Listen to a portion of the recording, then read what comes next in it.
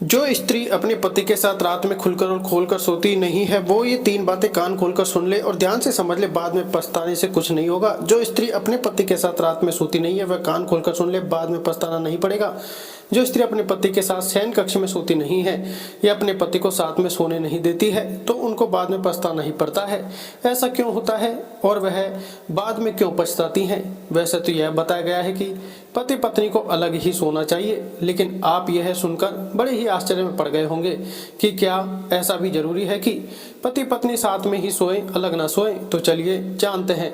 इस कहानी के माध्यम से एक समय की बात है, देवर्षि नारद नारायण नारायण का जाप करते हुए पृथ्वीलोक का भ्रमण कर रहे थे। तभी उन्होंने देखा कि एक आदमी काफी तेजी से जंगल की तरफ रात्रि में चला जा रहा था। देवर्षि नारद उस आदमी को देखकर आश्चर्यचकित हो गए और सोचने लगे कि इतनी रात में हर कोई अपने अपने घर में घोर निद्रा में सो रहा होगा, लेकिन यह आदमी जंगल की तरफ रात्रि में क्या करने जा रहा है और कहां जा रहा है? ऐसा सोचते हुए देवर्षि नारद उस व्यक्ति का पीछा करने लगते हैं। वह आदमी आगे आगे जा रहा था और देवर्षि नारद उस आदमी का पीछा करते करते आकाश मार्ग से होते हुए उसके पीछे पीछे जा रहे थे। कुछ देर बाद वह आदमी उस जंगल में एक झोपड़ी बनी हुई थी, उस झोपड़ी के पास पहुंच जाता है, जहां पर एक अत्यंत सुंदर स्त्री झोपड़ी के बाहर खड़ी हुई थी। देखने में वह बहुत ही सुंदर थी। वह स्त्री उस आदमी को आते हुए देखकर कहती है, हे स्वामी, काफी देर से मैं तुम्हारा इंतजार कर रही थी, आज आने में इतनी देर क्यों लगा दी? तब वह आदमी कहता है कि हे प्रिय, आज मेरी पत्नी काफी देर से सोई थी, इसलिए आने में मुझे थोड़ा विलंब हो गया। तब वह स्त्री कहती है, कोई बात नहीं है, मुझे भी आज अपने पति को सुलाने में थोड़ी देर हो गई थी, लेकिन फिर भी मैं तुमसे पहले ही आ गई थी। इधर देवर्षि नारद उन दोनों की बातें सुन रहे थे। तभी वह स्त्री कहती है, चलिए अब हम दोनों झोपड़ी के अंदर चलते हैं और जिंदगी का असली आनंद लेते हैं। इतना कहने के बाद वह दोनों झोपड़ी के अंदर चले जाते हैं। देवर्षि नारद यह देखकर आश्चर्य में पड़ गए और कहने लगे, वाह रे, पृथ्वीलोक की स्त्री और पुरुष दोनों का विवाह हो गया है और फिर भी दोनों अपने अपने जीवन साथी को धोखा दे रहे हैं। इन्हें थोड़ी सी भी शर्म नहीं आती और किसी बात का भय इन लोगों को नहीं होता कि अपनी स्त्री और पति के साथ विश्वासघात करना कितना बड़ा पाप होता है। ऐसा लोग क्यों करते हैं? इसका कारण क्या है? इस घटना को देखते हुए देवर्षि नारद के मन में कई सवाल उठने लगे और फिर इन सभी सवालों का जवाब जानने के लिए देवर्षि नारद नारायण नारायण का जाप करते हुए आकाश मार्ग से होते हुए कैलाश पर्वत पर भगवान शिव के पास जाने लगे। कुछ ही देर बाद देवर्षि नारद जो थे कैलाश पर्वत पर पहुंच जाते हैं, जहां पर भगवान शिव कैलाश पर्वत पर अपने आसन पर विराजमान थे। देवर्षि नारद को आते हुए देखकर भगवान शिव कहते हैं, आइए देवर्षि नारद, कैलाश पर्वत पर आपका स्वागत है। तब देवर्षि नारद भगवान शिव से कहते हैं, हे प्रभु, आपके श्री चरणों में मेरा प्रणाम। तब भगवान शिव देवर्षि नारद से कहते हैं, हे देवर्षि नारद, आज अचानक ही कैलाश पर्वत पर पधारने का क्या प्रयोजन है? तब देवर्षि नारद भगवान शिव से कहते हैं, हे प्रभु, आज जब मैं पृथ्वी लोक का भ्रमण करने के लिए गया था तभी मैंने एक विचित्र घटना देखी। उस घटना को देखकर मेरे मन में 2 विकराल प्रश्न उठ रहे हैं और इन्हीं प्रश्नों का उत्तर जानने के लिए मैं आपके पास आया हूँ। कृपा करके मेरे इन दोनों प्रश्नों को उत्तर देकर मेरी शंका का समाधान करें। तब भगवान शिव कहते हैं कि हे देवर्षि नारद, तुम निश्चिंत होकर अपने दोनों प्रश्न पूछो, मैं तुम्हारे दोनों प्रश्नों का उत्तर अवश्य दूंगा। भगवान शिव के मुख से इतना सुनते ही देवर्षि नारद कहने लगे कि हे प्रभु, मेरा पहला प्रश्न है कि कुछ स्त्रियां अपने पति के साथ सोती नहीं है, ना काम क्रीड़ा करने देती है। और मेरा दूसरा प्रश्न है कि मनुष्य अपने जीवन में कौन सी 3 गलतियां कर देता है जिससे उसे जीवन भर पछताना पड़ता है, और जो लोग वह गलतियां नहीं करते हैं उनका जीवन हमेशा खुशहाल बना रहता है। मनुष्य को अपने जीवन में कौन से 3 कार्य कभी नहीं करने चाहिए? तब भगवान शिव देवर्षि नारद के मुख से इतना सुनते ही कहते हैं कि हे देवर्षि नारद, आज तुमने बड़ा ही उत्तम प्रश्न किया है जो समस्त मानव कल्याण हेतु अत्यंत ही महत्वपूर्ण है। इस प्रश्न का उत्तर प्रत्येक मनुष्य को एक बार अवश्य जानना चाहिए, क्योंकि कुछ लोग जवानी में कुछ गलतियों के कारण अपने संपूर्ण जीवन को बर्बाद कर लेते हैं, और जो लोग अपनी जिंदगी को खुशहाल बनाना चाहते हैं उन्हें यह बातें जानना अति आवश्यक है। अब मैं तुम्हें एक अत्यंत महत्वपूर्ण और ज्ञानवर्धक कथा के माध्यम से सभी प्रश्नों का उत्तर बताने वाला हूँ। तुम इस कथा को बड़े ध्यानपूर्वक सुनना। भगवान शिव के मुख से इतना सुनते ही देवर्षि नारद कहने लगे कि हे प्रभु, आप कृपा करके उस कथा को मुझे सुनाइए। मैं आपको वचन देता हूँ कि मैं इस कथा को शुरू से लेकर अंत तक अवश्य सुनूंगा और इस कथा का प्रचार मैं समस्त लोकों में जाकर करूंगा। फिर भगवान शिव कथा सुनाना आरंभ करते हैं और कहते हैं कि हे देवर्षि नारद, प्राचीन समय की बात है। विराट नगर में बहुत ही सामान्य जीवन जीने वाला एक किसान रहता था, जिसका एक पुत्र था। उसका नाम था मोहन। वह किसान बहुत धनवान था। उसके पास बहुत धन था, क्योंकि किसान खेती के कार्य में काफी मेहनत करता था, इसलिए उसकी फसल अच्छी आती थी और बहुत सारा अन्न भी पैदा होता था। कुछ अनाज को वह बाजार में बेच देता था, जिससे उसके पास पैसे हो जाया करते थे, और कुछ पैसे घर में रख लेता और कुछ पैसों से अपनी जरूरत पूरी करता था। किसान अपने पुत्र मोहन से बहुत ही ज्यादा प्रेम करता था और उसे आज़ादी भी उसने दे रखी थी। इसलिए मोहन काफी बर्बाद हो गया था, क्योंकि कहते हैं कि अधिक आज़ादी पुत्र को नहीं देनी चाहिए। संतान को अधिक आज़ादी ही उसको बर्बाद कर देती है और गलत रास्ते पर जाने पर मजबूर कर देती है, क्योंकि ज़्यादा आज़ादी पुत्र के लिए हानिकारक होती है और एक दिन वह गलत रास्ते पर पहुंच ही जाता है, जैसा कि मोहन पहुंच गया था। मोहन जो था वह गलत संगत के कारण जुआ खेलने लगा और इतनी कम उम्र में ही अपनी काम वासना को शांत करने के लिए वह वैश्याओं के पास भी जाने लगा। एक दिन इस बात का पता किसान को चलता है कि मेरा पुत्र वैश्याओं के पास जाने लगा है, जुआ भी खेलने लगा है और शराब भी पीने लगा है। इसका खर्चा बहुत ज़्यादा बढ़ गया है, अब कोई उपाय करना ही होगा। फिर किसान ने सोचा, अब मुझे अपने पुत्र का विवाह कर देना चाहिए, क्योंकि जब इसका विवाह हो जाएगा, घर में इसकी पत्नी आ जाएगी, तो जितने भी यह गलत कार्य कर रहा है, हो सकता है पत्नी इसे समझा दे और उसकी बात मान ले और यह गलत रास्ते से सही रास्ते पर आ जाए। यह सोचकर किसान ने अपने पुत्र मोहन का विवाह करवा दिया। विवाह होने के बाद मोहन घर में ही रहने लगा, क्योंकि उसकी पत्नी अत्यंत सुंदर और रूपवान थी। कुछ समय बाद मोहन के माता पिता वृद्ध अवस्था में पहुंच गए। वे बूढ़े हो गए और एक दिन ऐसा आया कि वह दोनों दुनिया को छोड़ करके चले गए। भगवान शिव आगे कहते हैं कि हे देवर्षि नारद, असली कहानी तो अब यहाँ से शुरू होती है। मोहन की पत्नी अत्यंत सुंदर थी, इसलिए मोहन की काम वासना तो शांत होने लगी थी, परंतु मोहन की जुआ खेलने की आदत नहीं गई थी। इसलिए जुए में सारी संपत्ति मोहन हार गया और अब उसके पास बिल्कुल धन नहीं था और ना ही कोई उसके पास हुनर था। एक दिन उसकी पत्नी ने कहा, अब तो हमारे घर में खाने तक को कुछ नहीं है, तुम यहाँ के राजा के पास चले जाओ और वहाँ कोई नौकरी ढूंढ लो, ताकि हम अपने जीवन का गुजारा कर सकें। भगवान शिव कहते हैं, हे देवर्षि नारद, समझने वाली बात है, अगर कोई व्यक्ति राजा के पास नौकरी मांगने के लिए जाता है तो राजा पहले उससे पूछता है कि तुम क्या कर सकते हो। अगर तुम्हारे पास कोई अच्छा हुनर है तो तुम्हें नौकरी भी दे देंगे या किसी कार्य पर रख लेंगे, और अगर तुम्हारे पास कोई हुनर नहीं है तो तुम्हें बेकार आदमी समझकर आपको वहां से निकाल देंगे। हे देवर्षि नारद, इंसान की कला ही उसकी पहचान होती है और मोहन के पास तो कुछ भी नहीं था, न धन था, न ही उसके पास कोई हुनर था। इसलिए वह अपने जीवन के एक ऐसे मोड़ पर पहुंच गया था जहां पर इंसान का केवल पछतावा ही बचता है। उसके 2 पुत्र भी हो गए थे, उनका विवाह करना था, पैसे की बहुत जरूरत थी और मोहन के पास फूटी कौड़ी तक नहीं थी। घर चलाना भी मुश्किल होने लगा था। मोहन दाने दाने के लिए मोहताज होने लगा। मोहन अपने शरीर की शक्ति को पूरी तरह से बर्बाद कर चुका था। एक दिन मोहन काम भाव से अपनी पत्नी के पास गया। तब उसकी पत्नी बोली, इस संसार में इंसान का सबसे बड़ा सुख केवल काम वासना ही नहीं होता है, बल्कि जरूरतमंद लोगों की मदद करना भी होता है, और जो लोग काम वासना के चक्कर में अंधे हुए हैं वह बर्बाद ही हुए हैं। आगे मोहन की पत्नी कहती है, हे स्वामी, अब मैं तुम्हें 3 गलतियां जो बताने जा रही हूँ उन्हें बहुत ही गौर से सुनना, क्योंकि मनुष्य ये 3 गलतियां कर बैठता है। कुछ लोग अनजाने में करते हैं तो कुछ लोग जानबूझकर कर बैठते हैं, और जो लोग ये गलतियां कर बैठते हैं वे बाद में पूरी तरह से बर्बाद हो जाते हैं। सबसे पहली गलती यह है, जो अपने जीवन के शुरुआती दिनों में अच्छी शिक्षा और हुनर नहीं सीखते हैं तो अपने जीवन और करियर में कई तरह की दिक्कतों का सामना करते हैं।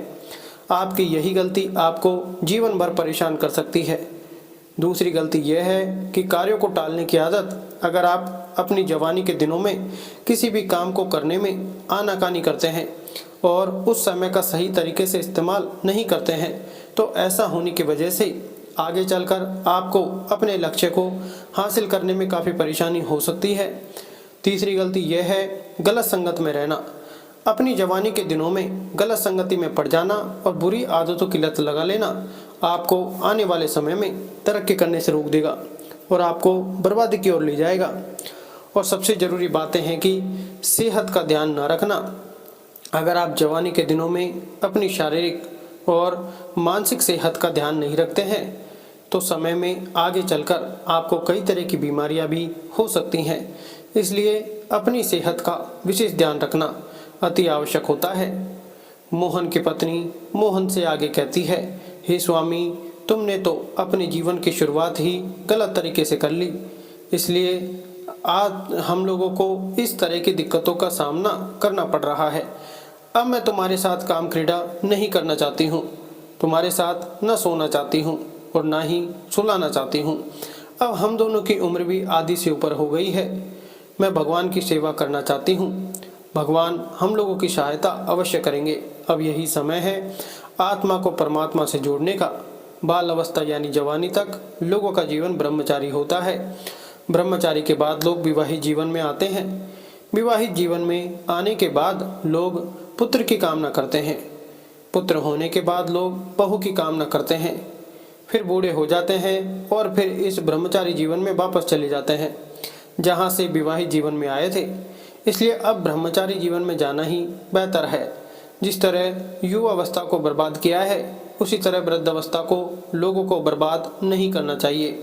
पूजा पाठ, भजन कीर्तन आदि करना चाहिए और मैं अपने आप को बर्बाद नहीं होना देना चाहती हूँ। अब तो तुम समझ ही गए होंगे कि मैं तुम्हारे साथ काम क्रीड़ा क्यों नहीं करना चाहती हूँ और तुम्हारे साथ क्यों नहीं सोना चाहती हूँ।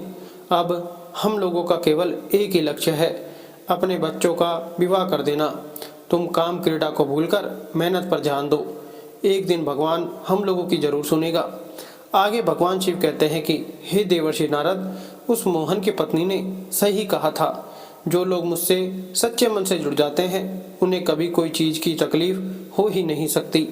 फिर क्या होता है, उस औरत को एक बूढ़ी औरत मिल जाती है और वह बूढ़ी औरत जो थी अपना सारा धन संपत्ति मोहन की पत्नी को दे देती है और उसी के घर में रहने लगती है और कहती है कि मेरे पास कोई पुत्र नहीं है, तुम ही मुझे संभालो, मुझे तो 2 वक्त की रोटी मिल जाए, इतना ही मेरे लिए काफ़ी है।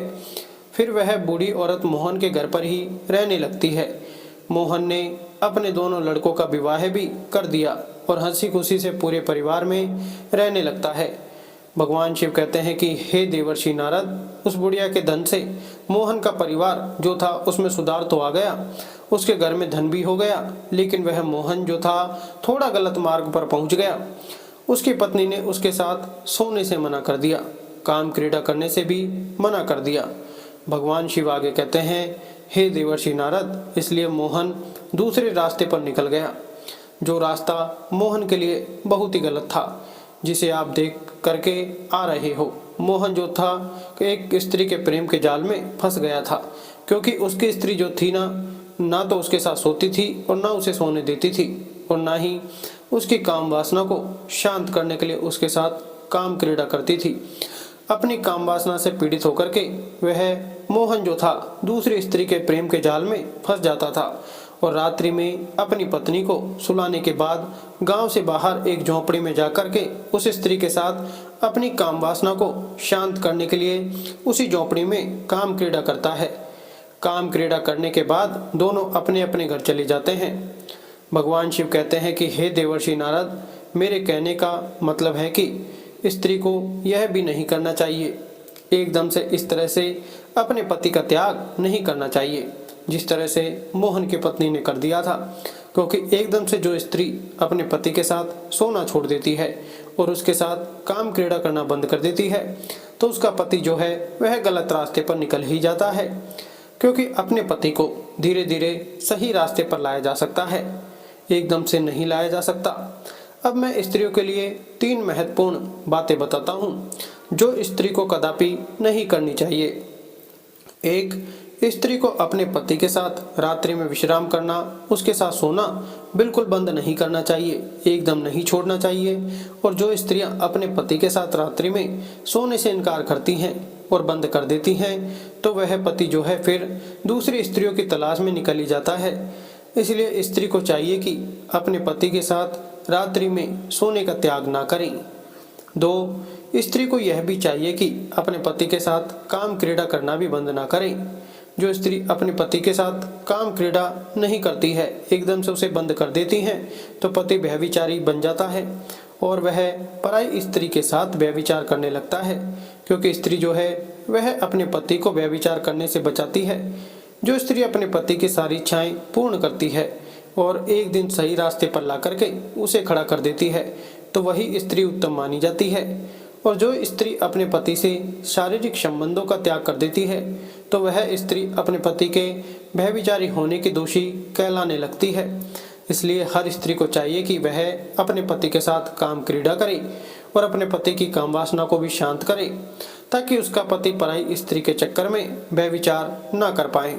3, स्त्री को चाहिए कि उसका पति यदि काम वासना में अधिक लिप्त रहता है, तो धीरे धीरे उसे सही रास्ते पर लाएं, उसे अच्छी अच्छी भगवत चर्चाएं सुनाएं, अच्छा सत्संग करवाएं और जहां भगवान की चर्चाएं चलती हो वहां उसे लेकर के जाएं, ताकि उसकी दूषित बुद्धि में सुधार आ पाए और वह धीरे धीरे सही रास्ते पर आ जाए, भगवान का भजन कर पाए और भगवान का तप कर पाए। तभी पति पत्नी का जीवन सफल होता है। ऐसा नहीं है कि स्त्री तब भगवान के भजन में लिप्त हो गई और पति व्यभिचार करने लगा और पति का उसने शारीरिक संबंधों से बिल्कुल त्याग कर दिया। पति व्यभिचार के मार्ग पर पहुंच गया और खुद स्त्री भगवान के भजन में लिप्त हो गई, तो यह भी गलत है, क्योंकि पति पत्नी जो होते हैं वह जिंदगी रूपी गाड़ी के दोनों पहिया होते हैं और एक पहिया जो होता है वह अगर रास्ते से बाहर निकल जाता है तो चलने में गाड़ी को झटका लगता है। इसलिए स्त्री को चाहिए कि हर तरह से अपने पति की इच्छाएं पूर्ण करते हुए उसे सही रास्ते पर ला करके खड़ा कर देना। ऐसी जो स्त्रियां करती हैं वह स्त्रियां इस समाज में सर्वश्रेष्ठ कहलाती हैं और अपने पति को गलत रास्ते पर जाने से रोक लेती हैं और व्यभिचार करने से भी बचा लेती हैं, ताकि अपने साथ साथ अपने पति का भी कल्याण करवा देती हैं। भगवान शिव कहते हैं कि हे देवर्षि नारद, अब तो तुम जान ही गए होंगे कि जिस पुरुष को आप देख करके आ रहे हो, उस झोंपड़ी में स्त्री के साथ जो काम क्रीड़ा में लिप्त था वह मोहन ही था। जो उसकी स्त्री ने उसके साथ शारीरिक संबंधों से बिल्कुल अपना मुंह मोड़ लिया था। ना तो उसने साथ सोई थी और ना उसके साथ काम क्रीड़ा करती थी। अपनी काम वासना को शांत करने के लिए मोहन जो था वह पराई स्त्री के साथ व्यभिचार करने में लिप्त हो गया, जिसे आप देख करके आ रहे हो। देवर्षि नारद अपने प्रश्नों का उत्तर जानकर बहुत प्रसन्न हो जाते हैं और नारायण नारायण का जाप करते हुए वहां से प्रस्थान कर जाते हैं। वीडियो अगर पसंद आया हो तो वीडियो को लाइक करें और हमारे चैनल को सब्सक्राइब करें और अपने दोस्तों के साथ शेयर करें और कमेंट बॉक्स में हर हर महादेव अवश्य लिखें। धन्यवाद। राधे राधे।